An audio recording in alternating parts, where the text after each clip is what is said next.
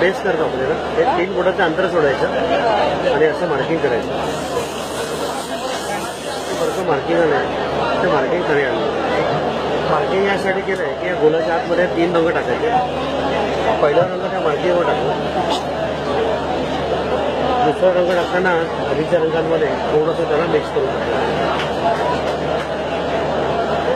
तिसरा रंग हा मध्ये पूर्ण भरून टाकला. हा झाला बेस. बेस केल्यानंतर सेंटर पॉईंट काढायचं. तर सेंटर आणि डिझाईनचा सेंटर आपण एकमेकांना फक्त मॅच केलं. आता जाळीवरती पांढरा, पिवळा आणि पोपटी हे रंग फिक्स आहेत. डिझाईन कोणताही असलं तरी लाईट कलर असल्यामुळे हे बेसला वापरायचे नाही. सुरुवातीला हिरवा रंग मी बाहेर फिरवला. त्याच्याखाली पिवळा रंग आधीच्या रंगांमध्ये थोडंसं ओव्हरलॅप करून फिरवलं. तसंच पांढरा पण पिवळ्यामध्ये ओव्हरलॅप करून फिरवला. आता शेवटी पिवळा रंग पांढऱ्यात मिक्स करायचा आणि डिझाईन हळूहळू हे पूर्ण करायचं. ठीक आहे. आता जे रंग आपण खाली टाकले होते ना त्या रंगांवरती हे सगळं डिझाईन हे तयार.